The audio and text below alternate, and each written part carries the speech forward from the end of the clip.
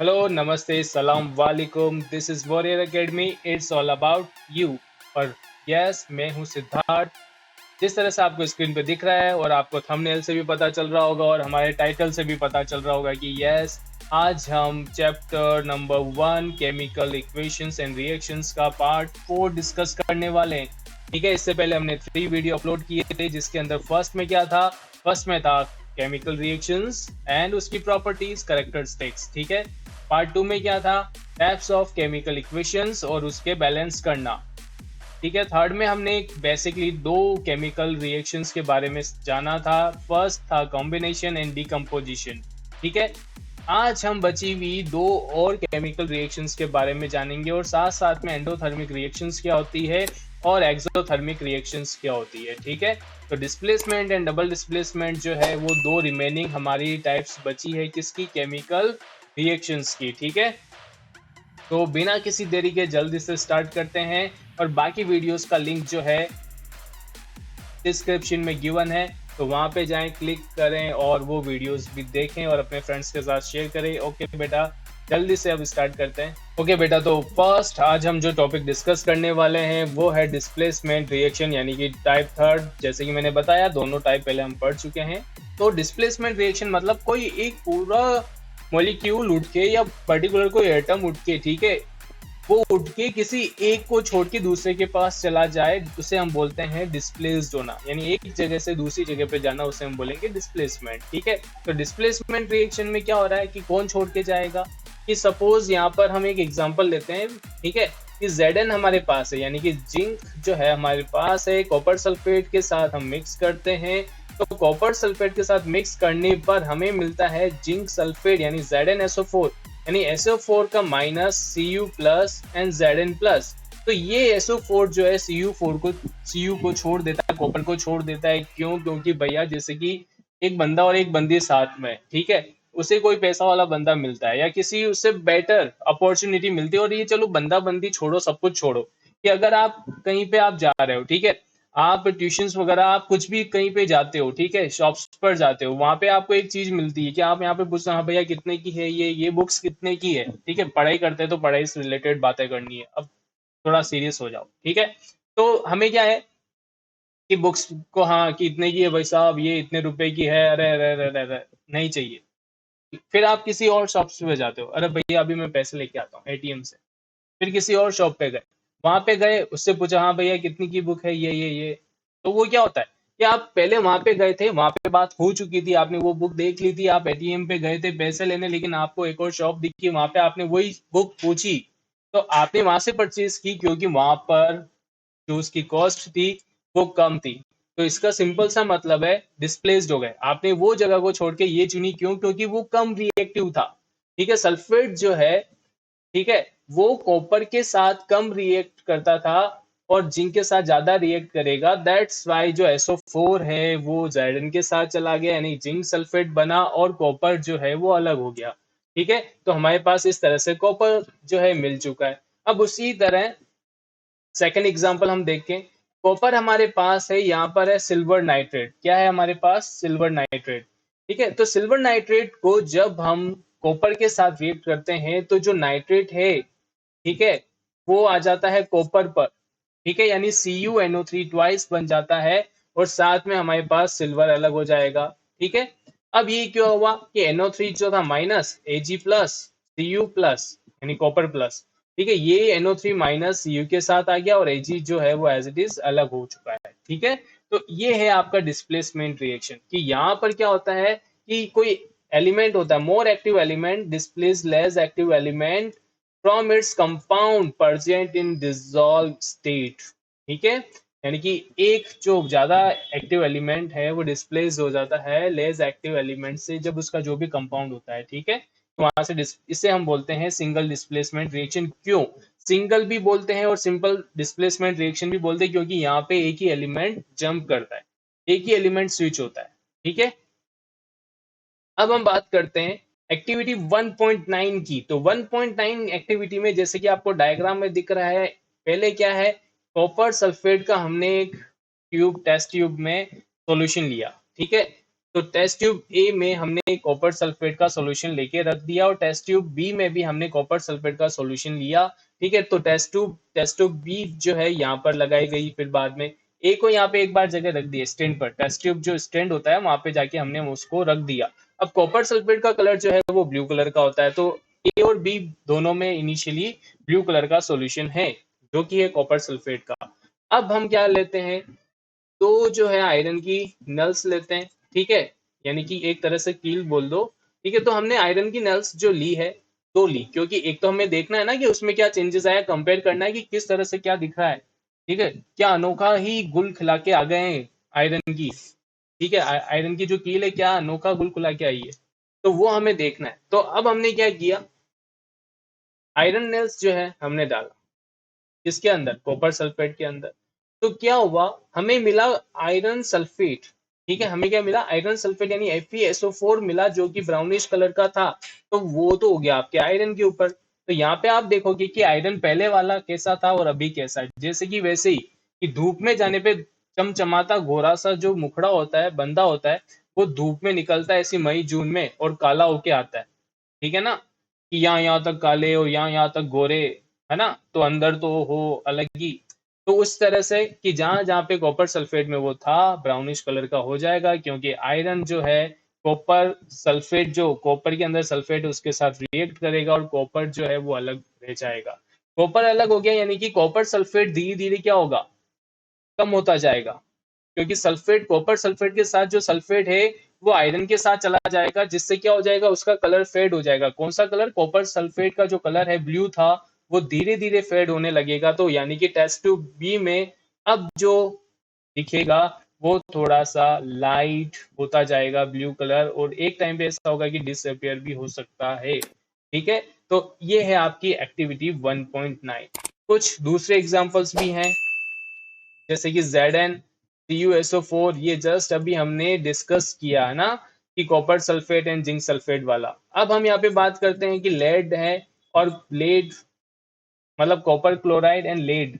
ठीक है, आपके पास यहाँ पर है। ठीक है, तो यहाँ का जो क्लोराइड यानी कि माइनस प्लस एंड प्लस, तो कॉपर के साथ जो क्लोरीन है, ठीक है, वो क्लोरीन चला जाएगा किसके साथ, लेड के साथ, और क्या बनाएगा, लेड क्लोराइड बनाएगा। ठीक है, और कॉपर जो है वो अलग हो जाएगा। समझ में आ रहा है ना यार बेटा, कि क्या हो रहा है कि स्टेट्स भी चेंज हो रही है। पहले लेड कैसा था, सॉलिड में था, जब क्लोराइड के क्लोरीन के साथ उसका रिएक्शन हुआ तो किस में बन गया, ठीक है, सॉल्यूशन फॉर्म में बन गया, एक्वस फॉर्म में बन गया। ठीक है, लेड क्लोराइड, और जहां पर आपका कॉपर जो था सॉल्यूशन फॉर्म में था और वो किस में आ गया, स्टेट चेंज हो गया और वो आ गया आपका सॉलिड फॉर्म में। तो ये है आपका कौन सा, डिस्प्लेसमेंट रिएक्शंस के another example in NCERT. Yes बेटा, समझ आ रहा है ना, ऐसा तो नहीं है समझ नहीं आ रहा हो। यस बेटा, तो कुछ भी अगर आपको और एक्स्ट्रा चाहिए हो तो यस आप मुझे कमेंट में लिख के भेजें ताकि मैं और उस पर इम्प्लीमेंट करूँ। यस, तो अब हम डिस्कस करेंगे टाइप 4 डबल डिस्प्लेसमेंट। अब डबल डिस्प्लेसमेंट पहले मैं आपको एग्जांपल से समझाता हूँ, जैसे मैंने पहले बुक वाला समझाया था। अब क्या हुआ, आप पहले बुक शॉप ए पे थे, आप बी पे चले गए, और उसी टाइम पर एक बंदा पहले बी पे गया, उसने बोला कि भैया पेन का सेट देना एक। तो उसने पेन का सेट दिखाया शॉपकीपर ने। अब उसने कहा कितने का साहब, उसने बोला 40 रुपए का। अब उसे समझ नहीं आया, वो कहेगा ठीक है भाई साहब आता हूँ, मेरा दोस्त यहाँ खड़ा, उसको चाहिए था, मेरे को तो नहीं चाहिए, तो मेरे दोस्त को चाहिए तो मैं उसको बुलाने जाता हूँ। तो वो उसको बुलाने के बहाने दूसरी शॉप पे गया, सेम पेन का सेट जो है वो उसने पूछा कितने का, बोला 30 रुपए का। तो उसे शॉप ए पे 30 रुपए का मिला। तो आप पहले कहाँ पे थे, शॉप ए पे थे, वो बंदा कहाँ पे था, दूसरी शॉप पे था, बी पर। तो आपने क्या किया, स्विच कर लिया कि आप बुक के लिए बी पे चले गए, वो पेन के सेट के लिए ए पे आ गया। दैट मीन्स यहाँ पर कोई एलिमेंट जो है इंटरचेंज, डिस्प्लेस्ड होते हैं एक दूसरे की तरफ। ठीक है, तो यहाँ पे क्या है, double displacement, an exchange of ions between the reactant to gives a new substance is called double displacement reactions। ठीक है, अब जब भी डबल डिस्प्लेसमेंट रिएक्शंस होगी तो हमें पता कैसे चलेगा, तो ये हो सकता है फॉर्मेशन ऑफ प्रेसिपिटेट। प्रेसिपिटेट का मतलब हमने पढ़ा था कि जब केमिकल रिएक्शंस होती है, ये प्रॉपर्टी है, कैरेक्टरिस्टिक्स है ना केमिकल इक्वेशंस की। तो जब भी क्या होगा कि फॉर्मेशन होगा कुछ केमिकल इक्वेशंस का, तो कुछ सॉलिड फॉर्म का, ठीक है, सेटल डाउन हो जाता है उसके बॉटम पर, ठीक है, तो उससे हम बोलते हैं प्रेसिपिटेट। अब एवोल्यूशन ऑफ गैस, गैस का निकलना, ठीक है, चेंज इन कलर, कलर में चेंजेस होना भी किसका एग्जांपल होगा, किसका, ये किस टाइप की केमिकल रिएक्शंस हो सकती है, डबल डिस्प्लेसमेंट रिएक्शन हो सकती है, डिस्प्लेसमेंट रिएक्शंस हो सकती है, ठीक है। यस बेटा, अब हम आते हैं नेक्स्ट पॉइंट पर, यानी कि एक्टिविटी 1.9 पर। तो एक्टिविटी 1.9 के अंदर हम क्या ले रहे हैं, बेरियम क्लोराइड जो है, एक में बेरियम क्लोराइड है, यानी कि ये रहा, इस टेस्ट ट्यूब में क्या है, बेरियम क्लोराइड का सॉल्यूशन है, ठीक है। अब नेक्स्ट हम लेते हैं सोडियम सल्फेट का, Na2SO4 सोडियम सल्फेट का टेस्ट ट्यूब बी में, ठीक है, हमने सॉल्यूशन लिया, ये टेस्ट सोडियम सल्फेट हुआ, ये बेरियम क्लोराइड हुआ, तो हम इनको मिक्स कर रहे हैं। तो मिक्स करने पे क्या हुआ, बेरियम सल्फेट बनाता है और साथ साथ में सोडियम क्लोराइड, यानी कि barium sulphate and sodium chloride यहाँ पे फॉर्म होता है, ठीक है, प्रोडक्ट के अंदर। तो यहाँ पर आप देखोगे ध्यान से कि यहाँ पर कुछ व्हाइट कलर के ऐसे कुछ पड़ा हुआ है यार यहाँ पर, है ना। अब आप देखोगे सर ये व्हाइट कलर की क्या चीज है, तो ये व्हाइट कलर का है प्रेसिपिटेट। अब ये व्हाइट कलर का प्रेसिपिटेट क्यों है, बेरियम सल्फेट की वजह से, यानी BaSO4 की वजह से ये व्हाइट कलर यहाँ पर आ रहा है, ठीक है। तो फॉर्मेशन ऑफ प्रेसिपिटेट, तो ये डिस्प्लेसमेंट होगा या डबल डिस्प्लेसमेंट होगा, ठीक है। तो ये रिएक्शन कैसा हुआ, डबल डिस्प्लेसमेंट। अब कैसे, अब समझना, ठीक है। तो एक बार इन सर्कल्स को मैं पहले इरेज कर दूं, यस। तो यहाँ का Ba+Cl माइनस, Na+SO4 माइनस, तो यहाँ का माइनस तो इधर उठ के चला गया और यहाँ का जो माइनस था वो इधर उठ के आ गया। तो Ba के साथ तो SO4 आया, Na के साथ क्लोरीन आया, तो ये NaCl और BaSO4 बनता है, यानी बेरियम सल्फेट और सोडियम क्लोराइड यहाँ पे फॉर्म होता है प्रोडक्ट के अंदर, ठीक है बेटा। ओके अब जो हम पढ़ने वाले हैं, यानी कि टाइप मेनली जो केमिकल रिएक्शंस थी 4 टाइप की थी, है ना। और नेक्स्ट पार्ट में भी हम देखेंगे oxidation and reduction, most important topic, ठीक है। यस, तो यहाँ पे अभी हम डिस्कस करेंगे एनर्जी चेंजेस की, कि यार कभी हमने देखा कि कुछ केमिकल रिएक्शंस के अंदर तो हमें क्या चाहिए था, हीट चाहिए थी, लाइट चाहिए थी, है ना, इलेक्ट्रिसिटी चाहिए थी, यानी कि हमें कहीं ना कहीं उसे एनर्जी की रिक्वायरमेंट थी। और कहीं ना कहीं हमने ऐसी जगह भी देखा जहाँ पे स्लैक लाइन जो था, है ना, वहां पर क्या हुआ, क्विक लाइम को हमने जब क्या किया, वाटर के साथ मिलाया तो स्लेक लाइम बना। स्लेक लाइम यानी कि कैल्शियम हाइड्रोक्साइड के साथ आपका हीट रिलीज हुआ। तो हीट जो था वो कहाँ से आया, तो यानी कहीं तो हीट निकल रहा है, कहीं पे हमें हीट देनी होती है। तो ये कुछ समझ नहीं आ रहा कि कहीं पे एनर्जी देना है, कहीं पे एनर्जी निकल रही है। तो ये केमिकल रिएक्शंस किस टाइप की होती है, क्या पता अब इसको क्या कहते हैं। तो सिंपल सा पॉइंट टू पॉइंट हम डिस्कस करते हैं यहाँ पर, कि यार देखो, रिएक्टेंट के अंदर अगर बॉन्ड्स जो है ब्रेक डाउन होते हैं, अगर कोई कंपाउंड है उसके अंदर कोई एलिमेंट्स है वो अलग अलग होते हैं, तो अलग अलग हो रहे हैं तो अपने आप अलग नहीं हो सकते, तो उन्हें उन बॉन्ड को ब्रेक करने के लिए